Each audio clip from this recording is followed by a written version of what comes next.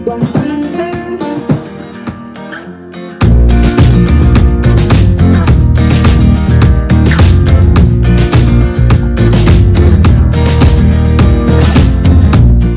is Dr. Aldrin Tenerife Sacristan, and I'm inviting you to join me in Kuya Prof TV to learn something cool, useful, and a life-changing tool.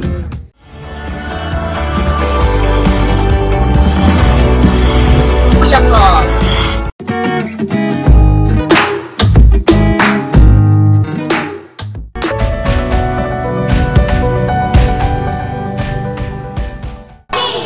Hello, good afternoon. This is Kuya Prof. Once again, welcome to Kuya Prof TV. At yan, kakapanamin natin si Tere, isa sa mga mami na very active online. Tapos lagi yung sarili niya mamaya at tatabihin niya po yung kung ano yung mga ginagawa niya. Okay? Good afternoon, Tere. Good afternoon, Kuya Prof. Good afternoon. Pwede mong ipakilala at magbigay ng short background about yourself. Okay, background ko talaga, I am a corporate trainer. I've been doing HR work for decades, and when I had kids, I decided that I want to homeschool them, that I want to be their first teacher and be the one to develop the curriculum and the program that we will use in our education. Okay, maraming salamat. Ilang taon na yung mga kids mo? I have 3 kids. The eldest is 10 years old, the next is 7, and the youngest is 4. Okay, nag-aaral silang lahat? Lahat sila homeschool. Anong ibig sabihin ng homeschool? Okay. So, pag homeschool yung bata, pwedeng yung parent, yun yung main teacher. Pwede rin na merong ibang teachers na i-hire yung parent to teach some subjects. Enroll sila sa isang school? Hindi sila Ano pa niyo? Usually, there are different kinds of homeschoolers. So, merong pinatawag na independent homeschoolers. Hindi sila naka-enroll kahit saan. Tapos meron ding homeschool with provider. Yung mga anak mo? Kami ay independent homeschoolers. Ibig sabihin, wala silang... Hindi sila enrolled in other school providers. Ang teachers nila, kaming parents nila, at saka yung teachers na hinire namin for certain subjects. Okay. So yung mga homeschoolers with providers, enrolled sila sa provider, tapos yung provider helps them make a curriculum and maintain records na sinasabi sa DepEd. Okay, so because of that, that is recognized ng DepEd. Yes. Okay. So, yung program niyan, active siya sa mga mommies na nagtatrabaho sa bahay. Tama ba? Paano Well, po? actually, it works kahit na anong family setting. Pwede siya dun sa mga stay-at-home mom or dad. Pwede sa mga work-at-home moms and dad. Pero meron din ako homeschool na working parents. So, it's really based on how we will be committed to making it work. So, if you really want to make it happen, kahit na working full-time outside of it, it's still possible. Hindi ba mahirap to na parang yung mga sila, yung mga anak mo na yung magkikita sa class, sa bahay, dahil ito yung classroom nila. How about their socialization? Okay, that is a very good question. No? Madalas na tinatanong doon sa mga homeschoolers. No? Actually, isa sa mga advantages kapag homeschool is that you have all the opportunities to interact wherever you and your family go. No? Interaction is not limited at home because homeschoolers are usually involved in many other kinds of activities. For example, our family is very active in our parish or in the church. So my kids are socializing with people from different classes, rich and poor alike, from different ages, ng mga bata, because they're part of the children's choir, and even the grown-up or the senior citizens, because they are the ones who usually go to church during daily basis. So marami silang mga activities, and they meet a lot of people in these activities. They also have classes, supplemental classes, like they attend theater, they have piano classes or voice lessons, they have STEM lessons or classes which we are not teaching. But at home, kami ng husband ko ang main teacher. So, yun nga mga kaibigan, no? Yung isang anak ni Tere, nakikita ko na yung mga vlog niya, nagpa-piano si Yankee. And yung isang beses nakita ko na naging vital si Yankee at nakapo siya ng mataas na grade. So, yung sistema ng homeschooling, nawawala sila dun sa traditional system ng education kung saan mas nagiging effective yung mga bata to explore their talent. Tama ba?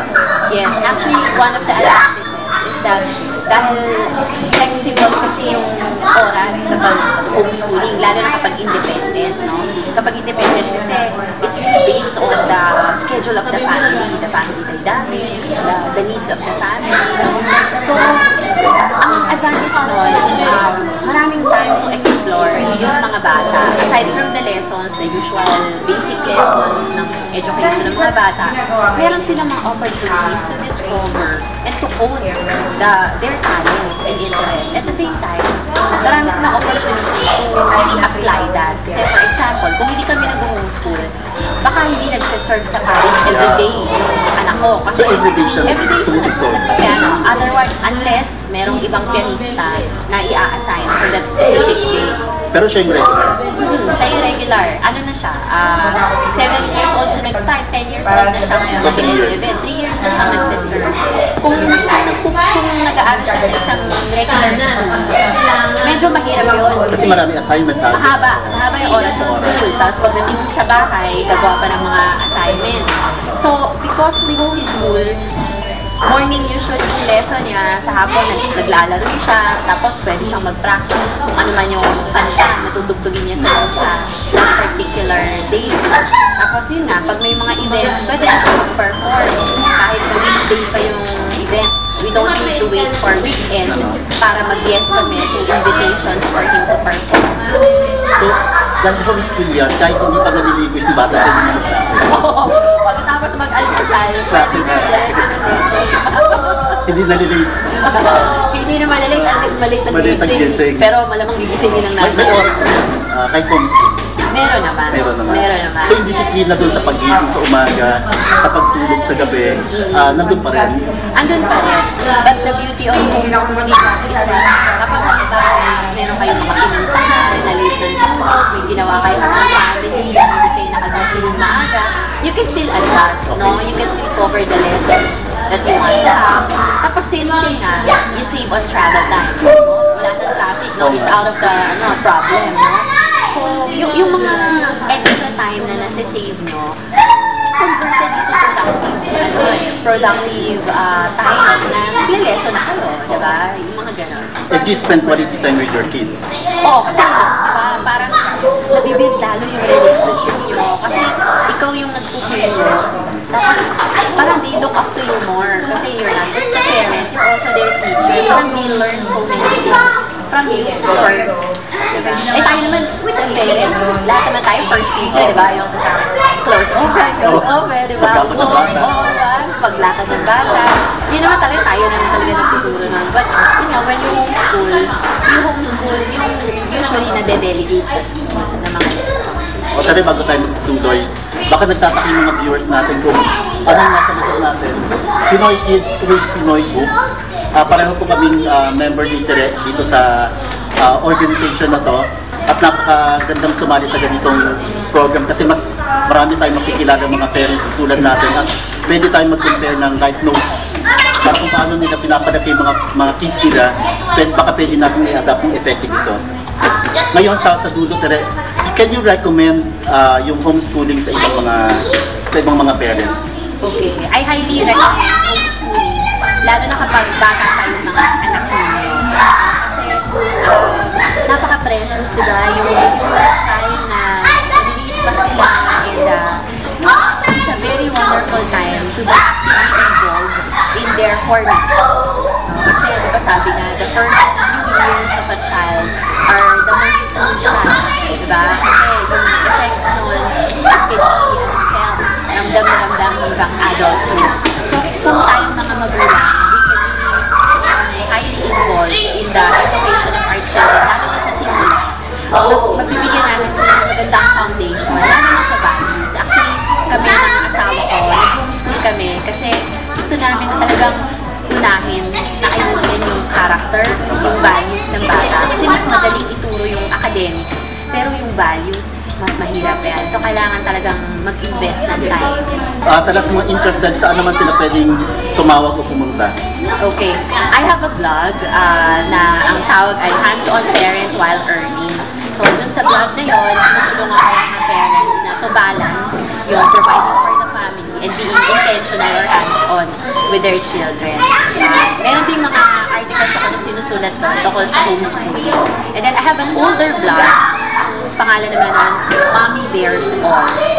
Ito yung una kong vlog kung saan dinocument ko yung mga first few years na nag-homeschool kami ng mga anak ko. So maraming activities doon. Kung hindi nyo alam kung paano magsisimula, you can read my blog. I-type nyo lang sa search bar ng vlog ko na Mommy Bears All, yung homeschool.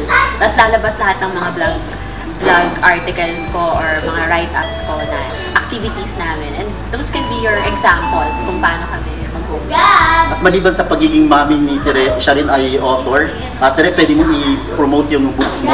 Ayun, meron akong dalawang children's book na sinulat ko because I am a mother and I want to pass on not just my story but also values to my children. So yung isa is Mommy Loves You Just the Same. Sinulat ko nung buntis ako because I want to assure yung older kids ko na my love will not change kahit may bagong baby na darating. Tapos yung kasunod naman nun is yung maliit na ang palda ni Isay na tinuturuan ko naman yung mga bata na to value their education, to help their parents save money by not being materialistic, at saka to help save the environment. Ine-encourage ko yung mga bata to reuse and recycle.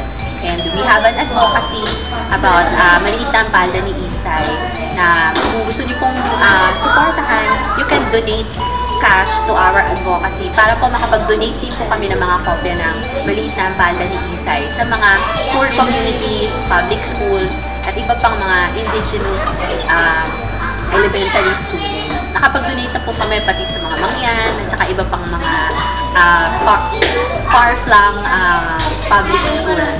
So, yun. Ito pong reading is an advocacy very close to my heart kasi talagang I believe that reading is a foundational skill. It can change the course of many Filipinos. Even yung mga mahihirap kasi diba, Kuya Pro, kahit na hindi ka nakapag-enroll sa isang eskwelaha, kung marunong ka magbasa at meron kang access sa mga magagandang libro, matututo ka. So talagang foundational. At yung pag-aaral, hindi lang talaga sa loob ng apat na sulok ng eskwelahan. Oo, hindi lang sa eskwelahan. Okay, maraming salamat, Tere. Maraming salamat din, Thank you very much. for this opportunity to talk. Talagang sinadya kong kausapin si Tere ngayon dahil pinagdiriwang din natin ngayong buwan ng Marso ang International Women's Month. So, ito rin ay pagpupugay sa mga kababaihan, sa lahat ng mga nanay, at saludo po kaming lahat sa inyo. Okay? Muli, ito po si Kuya Prof na nag-iwan sa inyo ng Change Your Life Now by Changing Your Mindset.